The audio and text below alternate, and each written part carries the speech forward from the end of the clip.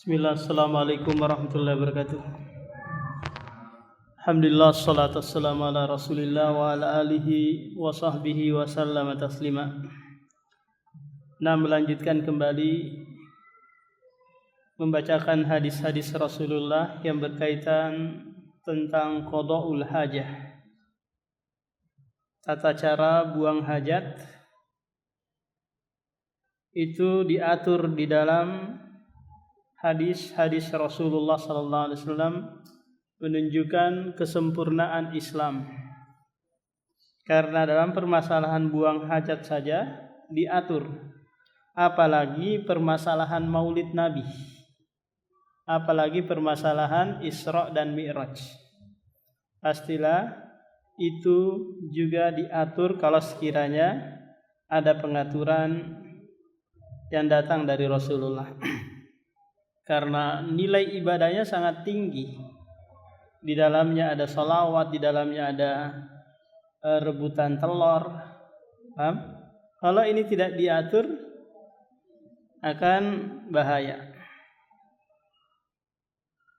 An Abi Qatadah qala Rasulullah la yumsikanna ahadukum zakarahu biyaminihi wa huwa yabuluh wala yatamassah minal khala'i biyaminihi wala yatanaffas fil ina'i, muttafaqun alaih. Dari Abu Qatadah berkata Rasulullah sallallahu alaihi wasallam, janganlah salah seorang di antara kalian menyentuh kemaluannya dengan tangan kanan di saat dia kencing. Larangan yang kedua, wala yatamassa minal khala'i biyaminihi, dan janganlah dia cebok dengan tangan kanannya, wala yatanaffas, dan janganlah dia bernafas di dalam gelas saat dia minum.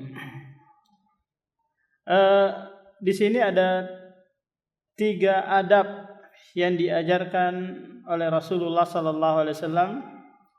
Perlu diketahui, Pak, bahwa ulama kita membuat sebuah kaidah, yaitu jika ada sebuah larangan atau sebuah perintah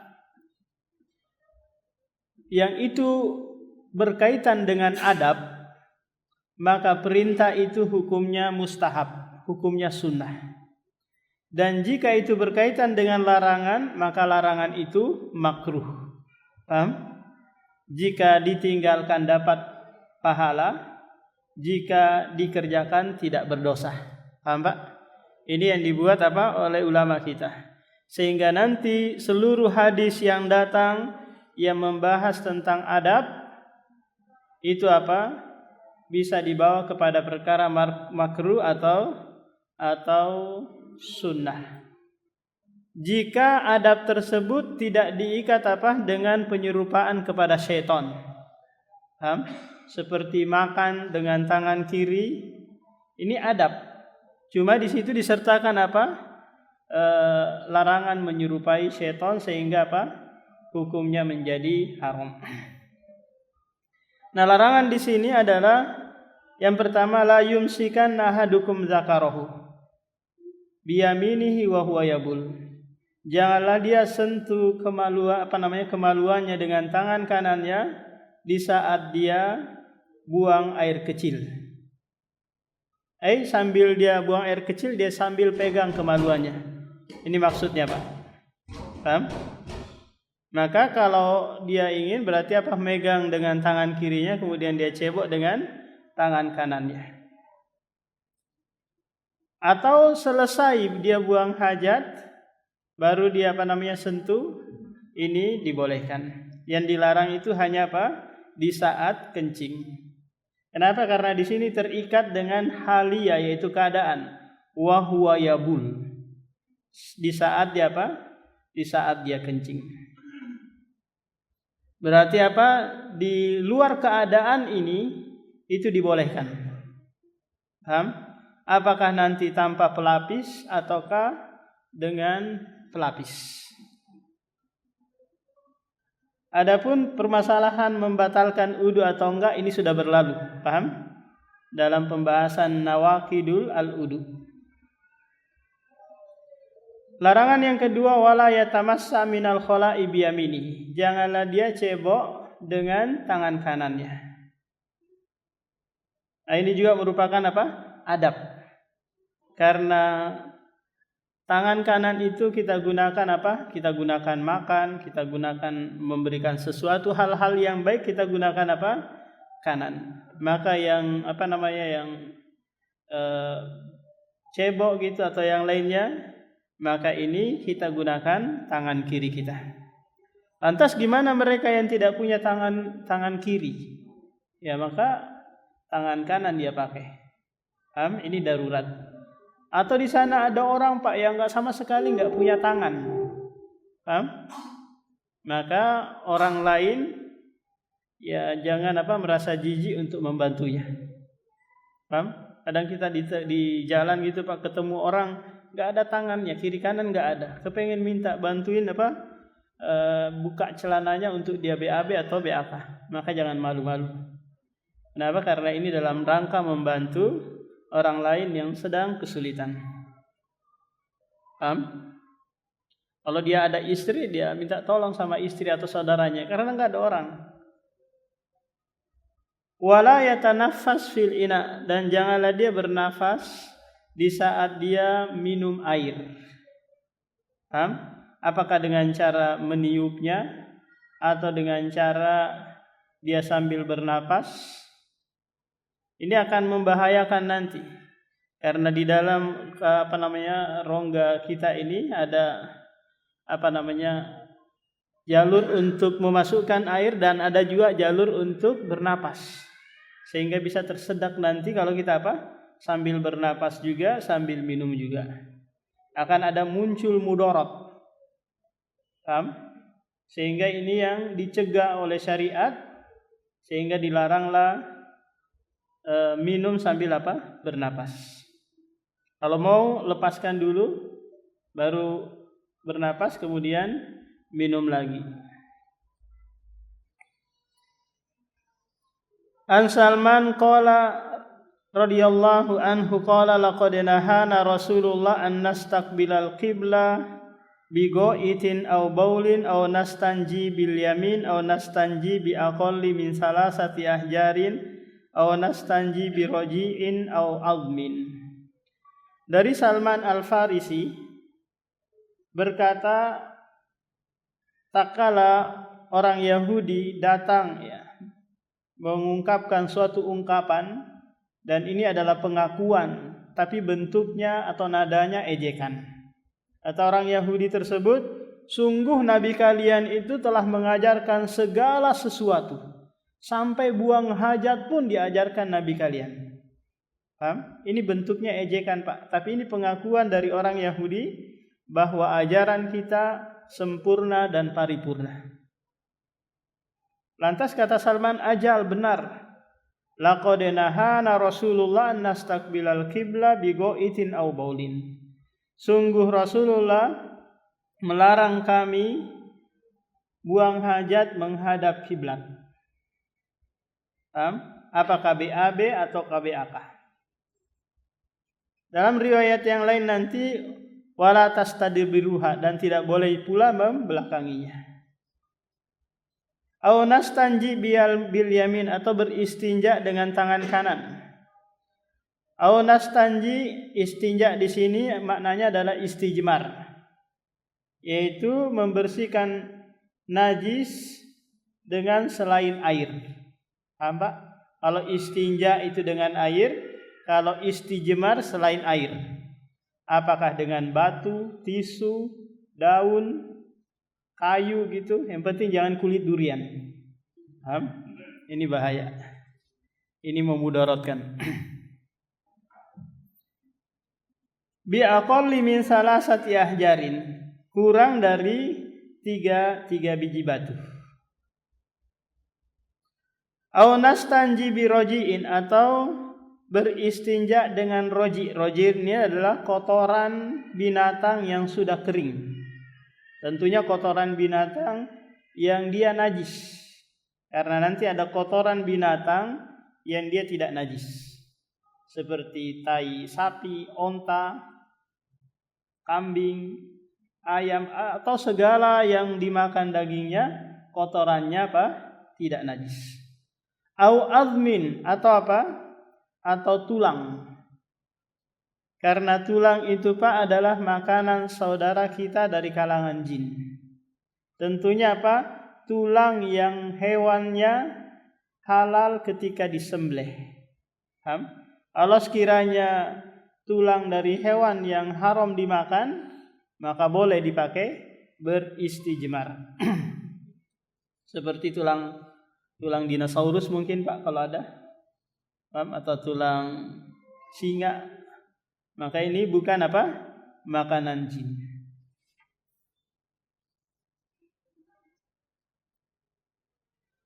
Walis sab'ati min hadisi Abu Ayyub Al-Ansari radhiyallahu an la tastaqbilul qiblata bigo wala tastadbiruha bigo itin wala baulin walakin syarriku au gharibu.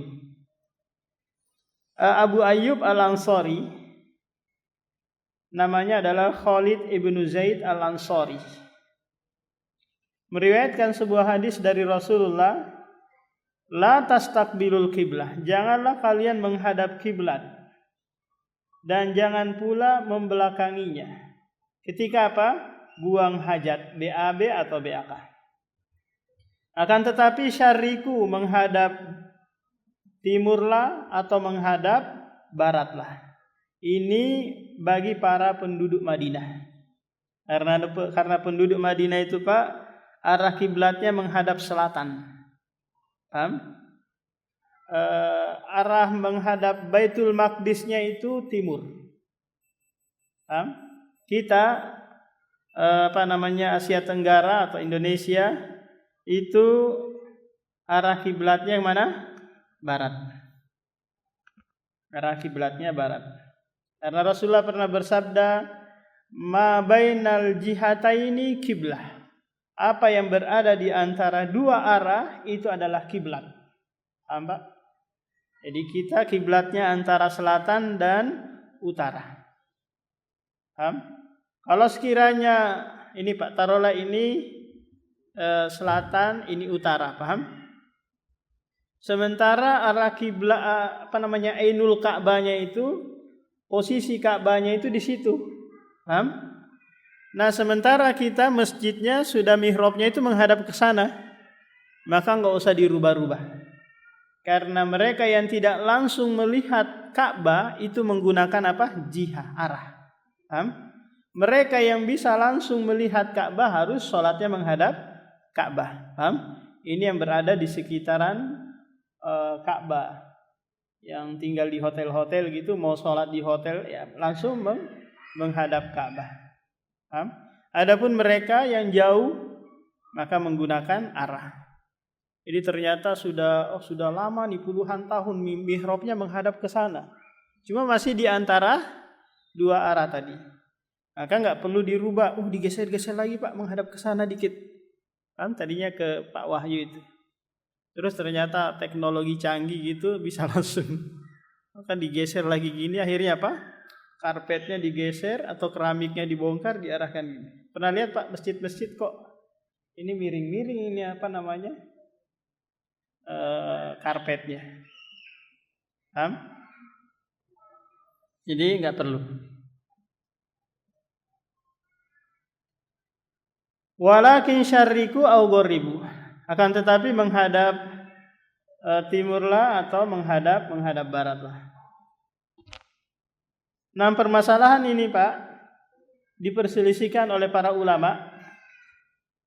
Apakah larangan ini itu berlaku mutlak di dalam ruangan yang tertutup ataukah di tanah lapang? Karena nanti kan buang hajatnya bisa di WC, bisa di lapangan, bisa di gurun pasir. Apakah ini mutlak? Sebagian ulama membawakan hadis ini secara mutlak larangannya, baik di dalam ruangan ataukah di tanah atau di ruangan terbuka. Karena nanti ada hadis Abdullah bin Umar yang meriwayatkan bahwa dia pernah manjat rumah Hafsah saudaranya dia.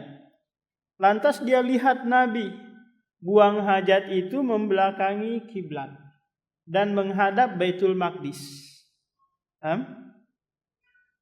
Maka dari sini ulama memperhatikan bahwa ini boleh membelakangi kiblat, tapi yang enggak boleh menghadap kiblat. Berdasarkan hadis Hadis Abdullah bin Umar.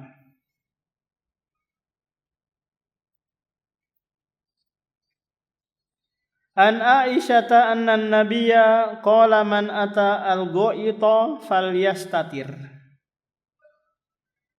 Dari Aisyah radhiyallahu anna nabiyya, bahasanya Nabi bersabda, man ata al-ghait. Jadi ghait itu Pak, pada hakikatnya dia adalah perbuatan buang hajat. Itu namanya apa? Ghait. BAB namanya. Tapi terkadang yang dimaksudkan adalah makanul ghait, tempat buang hajat. Karena di sini sabda Rasulullah, man ata al ghait, barang siapa yang mendatangi tempat buang hajat, falyastatir, hendaklah dia menutup diri. Bagaimana kira-kira Pak caranya menutup diri agar tidak terlihat oleh orang? Caranya mungkin bawa sarung, selimutin diri, atau bawa orang, tolong ya saya tutupin, pakai kardus mungkin, atau pakai apa lagi, atau dia menjauh, atau dia berlindung di balik pohon, atau dia masuk ke ruangan tertutup. Nah, ini cara menutup diri dari pandangan orang lain ketika buang hajat.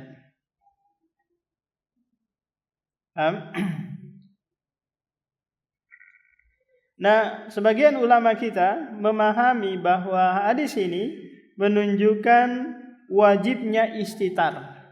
Wajibnya apa Pak? Menutup atau berlindung dari dari pandangan orang lain. Kenapa? Karena menutup aurat itu hukumnya Hukumnya wajib. Ada juga yang mengatakan bahwa istitar itu tidak wajib. Hanya Hanya sunnah.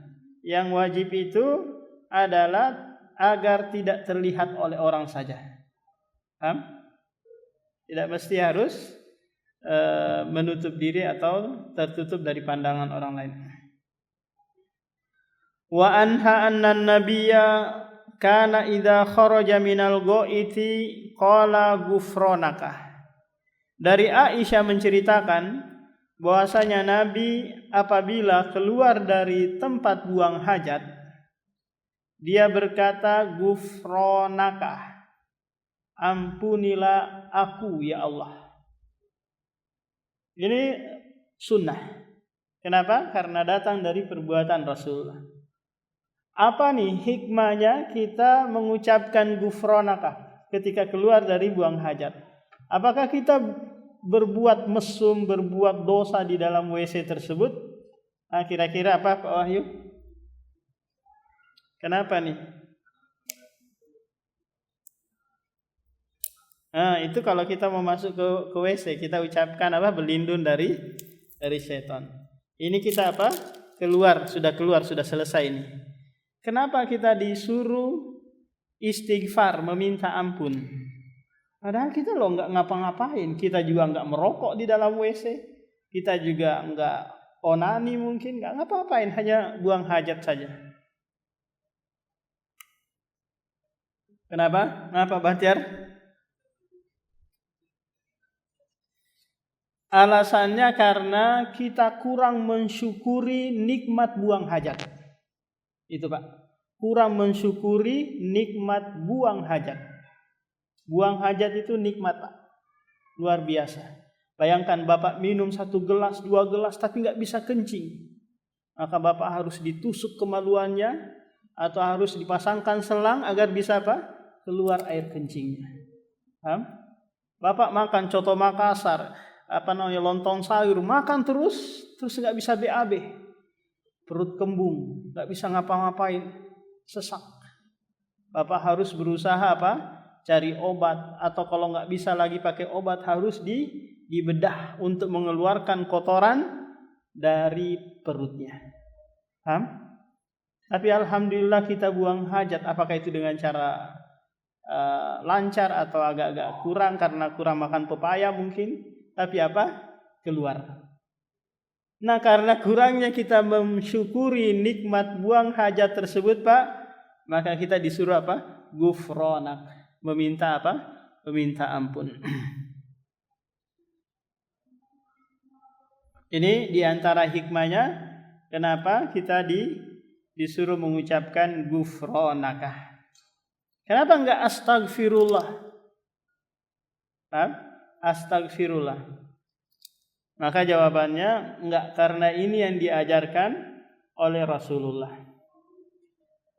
Ulama usulul fikih membuat sebuah kaidah, Pak, bahwa al aslu fi af'alin nabi mustahabbun. Hukum asal perbuatan Nabi itu sunnah bagi umatnya untuk mengikutinya.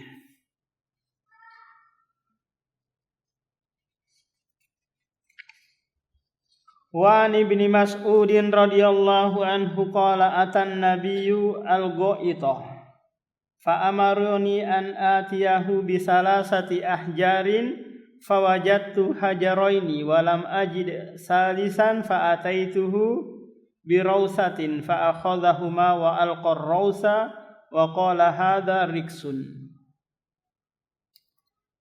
Dari Abdullah bin Mas'ud berkata, aku membawakan Nabi sallallahu alaihi wasallam mendatangi tempat buang hajat.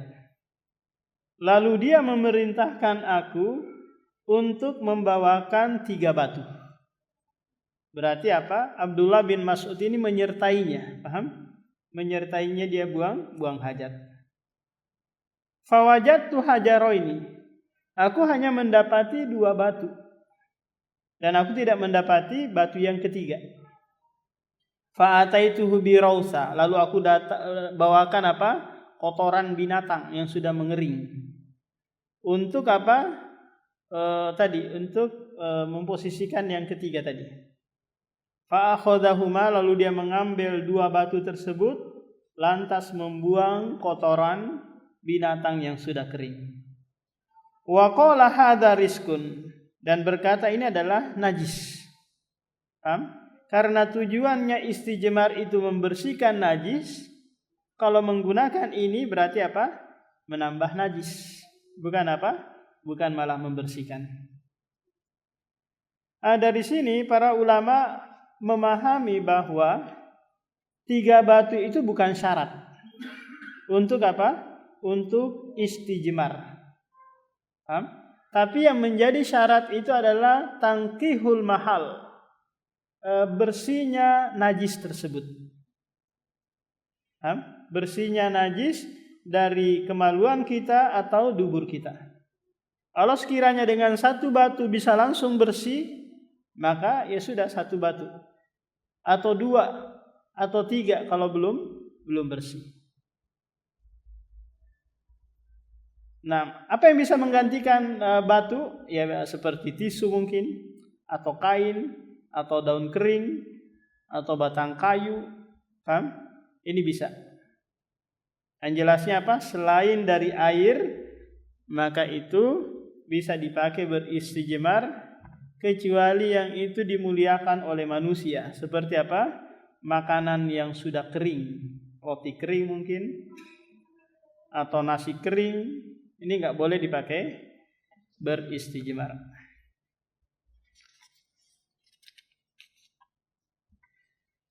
An Abi Hurairah anna Rasulullah naha an yustanja bi admin aw rasin wa qala innahuma la yutahhirani. Dari Abu Hurairah bahwasanya Rasulullah melarang beristijmar dengan tulang atau dengan raus, yaitu kotoran binatang. Kemudian beliau memberikan alasan pelarangan, innaha la yutahhirani, karena keduanya itu tidak mensucikan. Karena istijmar itu cara mensucikan diri dari najis. Sementara dua hal ini tidak bisa mensucikan. An Abi Hurairah qala qala Rasulullah istanzihu minal bauli fa inna amata adzabil qabri minhu walil hakimi aksaru adzabil qabri minal bauli. Dari Abu Hurairah radhiyallahu an berkata Rasulullah, istanzihu, bersihkanlah bekas kencing kalian. Apakah itu di kemaluan ataukah di tempat buang hajat? Kenapa? Fa inna amata, karena kebanyakannya orang yang disiksa di dalam kubur itu disebabkan karena tidak bersih ketika buang hajat. Ketika BAK.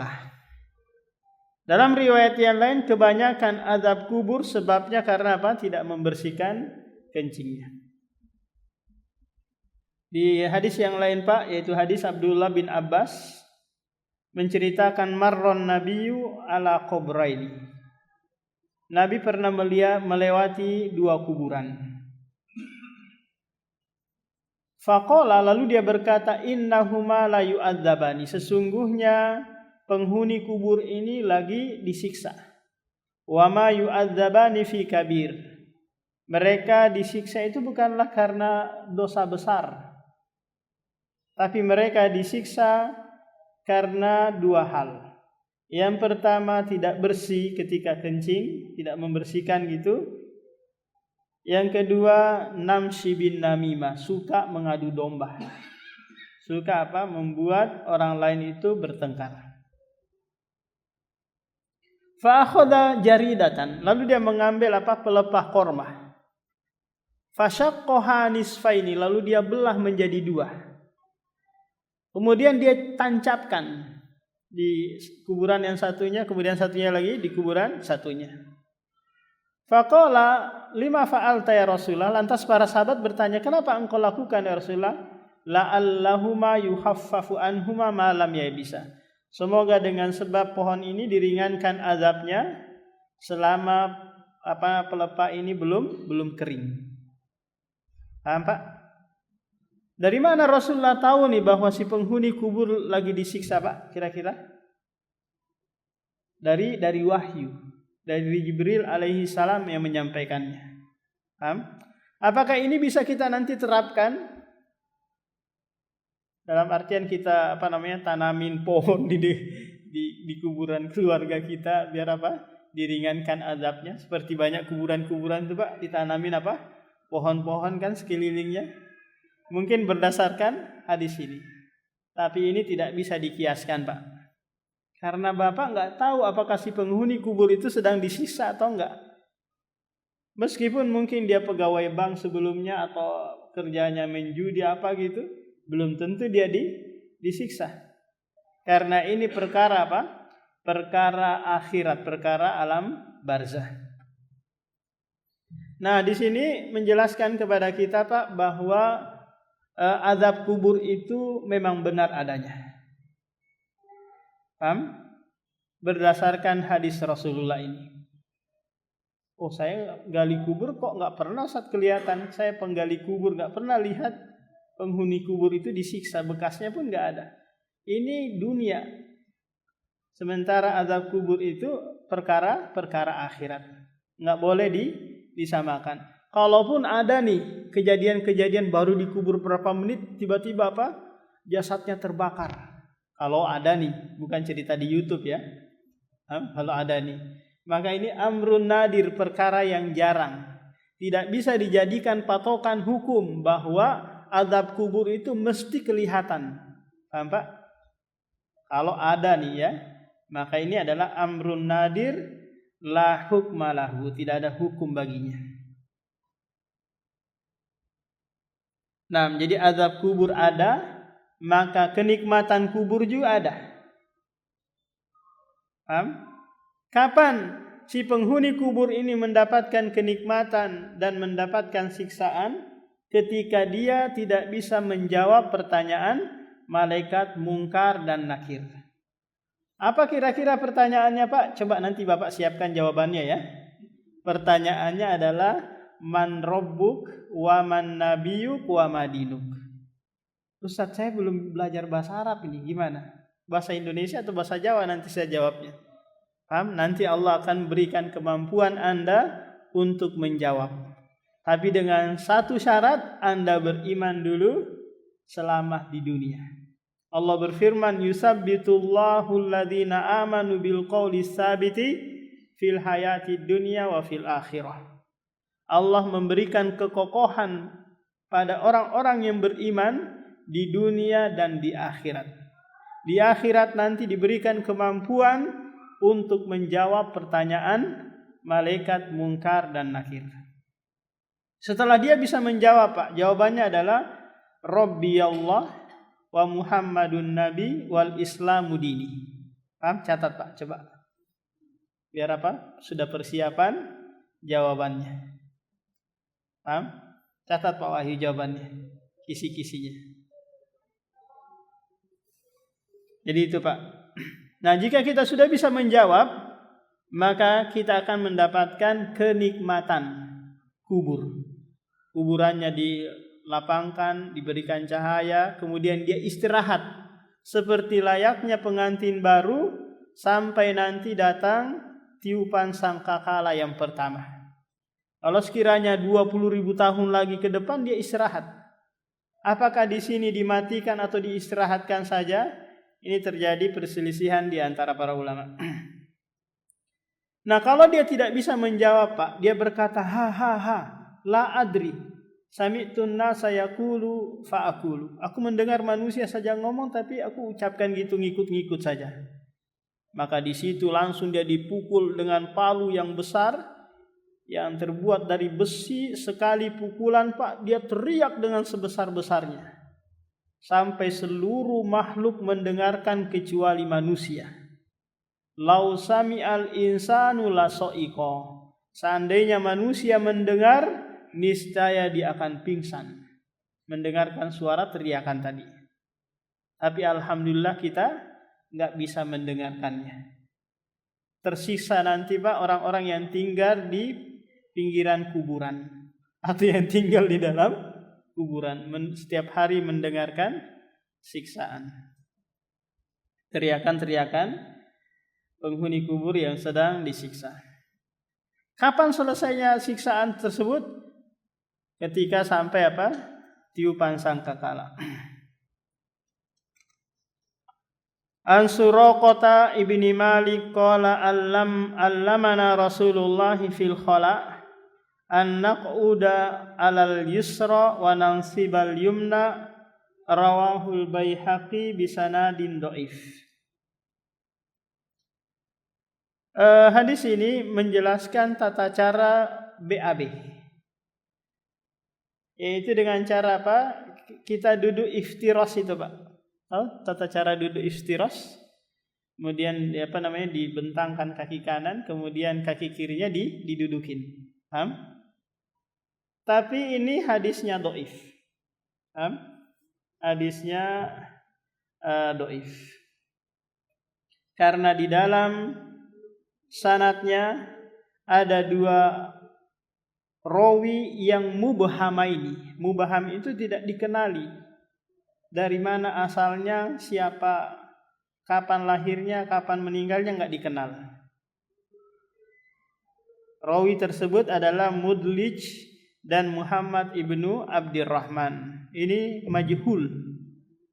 Tidak diketahui sejarahnya, karena syarat rawi tersebut diterima periwayatannya Pak kalau jelas gurunya siapa, dia pokoknya diketahui, diteliti dulu orangnya, enggak sembarangan mengaku-ngaku.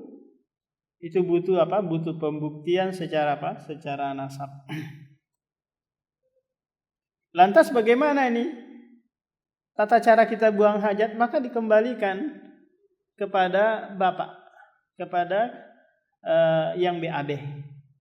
Kalau dia mau jongkok, mau berdiri, mau apa, terserah yang mudah bagi dia untuk buang hajat. Paham?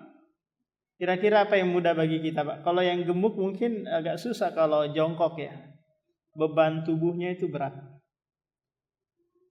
Mungkin sambil duduk mungkin. Sekarang alhamdulillah ada kloset duduk. Dia sambil duduk.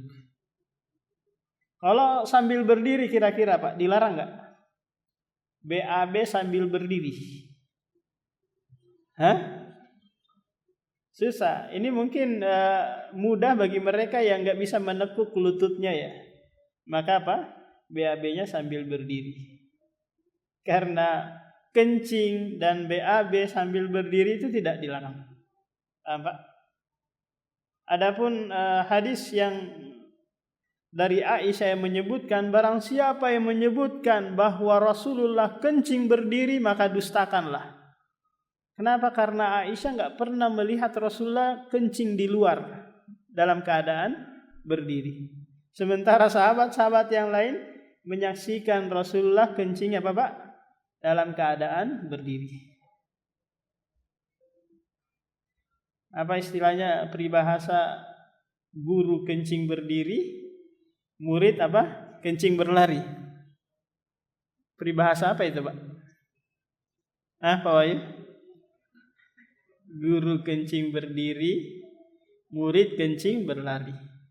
Dalam artian akhlak guru itu diikuti oleh muridnya, bahkan lebih bobrok lagi.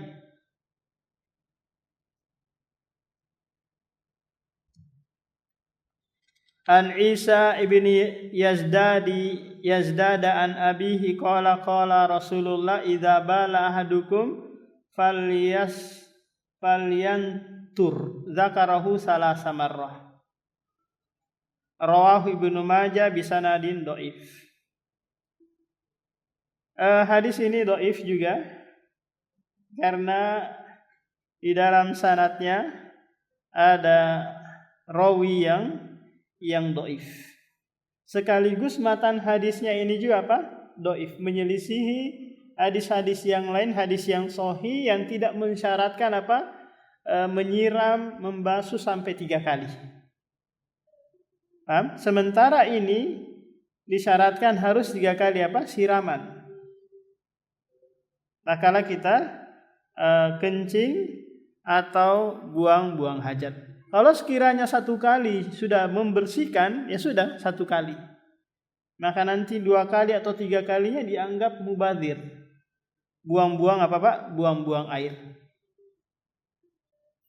Jangan pula kayak kebiasaan orang-orang Yaman Utara itu, Pak. Ketika mereka buang hajat di dalam kamar mandi, enggak mau disiram kotorannya. Kenapa? Mubadzir katanya. Paham? Mubadzir. Akhirnya kita masuk jijik. Nah, ini di mana-mana seperti itu WC. Mau di masjidnya atau di tempat umumnya seperti itu. Kotoran ini enggak dibersihkan. Alasan mereka mubadzir, buang-buang air. Maka ini enggak alasan yang tidak tepat. Justru ini menyakiti manusia yang lain yang mau buang hajat di situ enggak dibersihkan. Beda halnya kalau buang hajatnya di tempat yang itu langsung turun, enggak nyangkut-nyangkut kan, seperti di Kampung Baru sana. Jadi enggak perlu disiram lagi buang-buang air. Tinggal bersihkan duburnya atau zakarnya. Sudah masuk apa? Belum ya. An Ibni Abbas anna Nabiyya sa'ala ahlal Quba faqalu inna nuntiju nutbi'ul hijaratal ma' rawahul Bazzar bisanadin dhaif.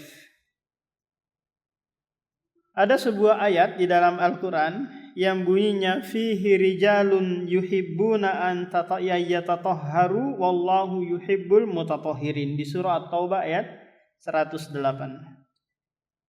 Menjelaskan pemuda-pemuda yang suka mensucikan diri.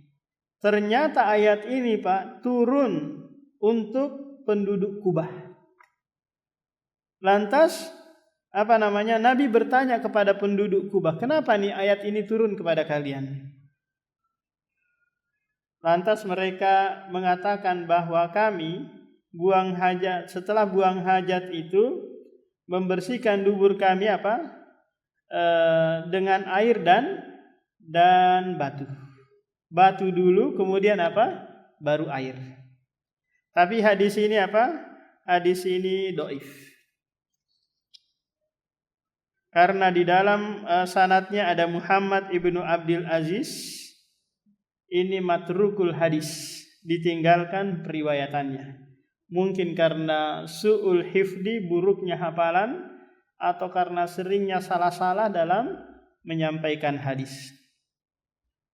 Maka yang jadi patokan mau mencukupkan dengan air saja atau dengan batu saja, maka ini dibolehkan. Paham Pak? Atau dengan dua-duanya, tambah lebih bagus lagi. Dengan batu dulu mungkin, atau dengan tisu dulu, kemudian setelah itu baru istinja dengan air. Paham? Wa asluhu fi Abi Daud wa Tirmidzi wa sahhahu Ibnu Khuzaimah hadis Abu Hurairah biduni dzikri al-hijarah. Nah, dalam riwayat yang sahih itu tidak menyebutkan apa? Menggunakan apa? Batu, tapi hanya menggunakan air. Demikian Pak. Selesai pula di buku ini. Ada yang mau ditanyakan?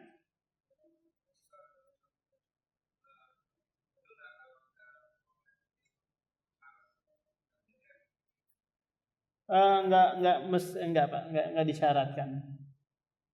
Itu bagi mereka yang mungkin kesulitan ya keluar mendahem itu. Gitu. Mungkin karena ini kurang serat. Akhirnya apa? Dia harus ini. Itu membahayakan bagi buang air kecil. Gimana itu Pak gambarannya? Oh, enggak mesti harus keluar semua. Kalau sekiranya keluar terus ada, kadang kita ada kayaknya masih ada tersisa nih, paham? Enggak mesti. Kalau sekiranya ada tersisa ya sudah, yang keluar itu saja dibersihkan, maka yang tinggal itu tidak memudaratkan. Paham? Kecuali ada medis mungkin bisa menyebabkan nanti kencing batu karena ada penggumpalan di dalam gitu. Tapi susah. Kita berusaha mengeluarkan, nggak bisa juga, kecuali harus dimasukkan selang gitu. Ini berat. Yang lain Pak.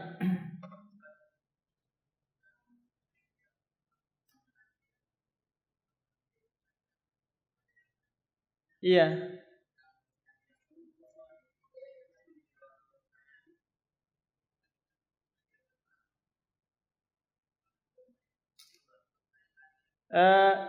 Itu pertanyaan malaikat mungkar dan nakir. Adapun yang tadi ini dia diazab karena apa namanya? Karena perbuatan dia di dunia.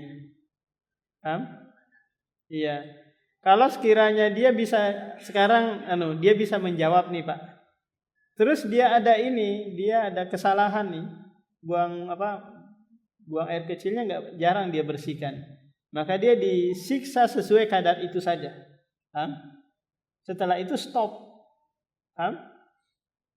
Yang menyebabkan dia disiksa terus-menerus kalau tadi apa? Gak bisa menjawab pertanyaan. Paham Pak? Jadi yang tadi karena gak bersih gak ditanya itu. Itu langsung.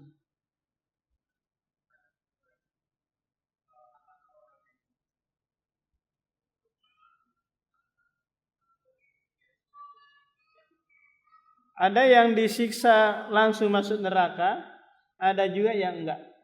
Lihat kondisinya. Kalau sekiranya dia munafik, nifakul i'tiqad, atau dia non muslim, itu disiksa terus, nanti sekalian langsung dimasukin ke neraka. Ada juga dari kalangan kaum mukminin yang dia disiksa, tapi tidak berujung neraka, tidak mesti. Karena nanti melalui pengadilan lagi di padang mahsyar. Seperti itu Pak.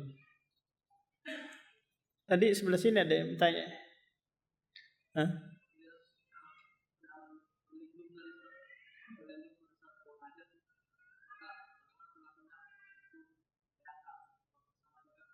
Iya, kalau kita mau BAK terus masuk ke dalam WC tadi, maka kita juga berlindung.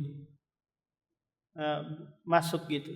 Gimana kalau sekiranya kita mau kencingnya di pinggir jalan? Kan podorulan nih kita di lagi di jalan, terus tiba-tiba mau buang air kecil turun. Apakah juga mengucapkan Allahumma inni a'udzubika minal khubuthi wal khaba'is? Kalau itu memang tempat biasa dipakai buang hajat, maka Bapak berlindung sebelumnya. Berarti sudah menjadi tempat jin atau setan buruk di situ. Nah, demikian subhanakallah wa bihamdika asyhadu an la ilaha illa anta astaghfiruka wa atubu ilaik.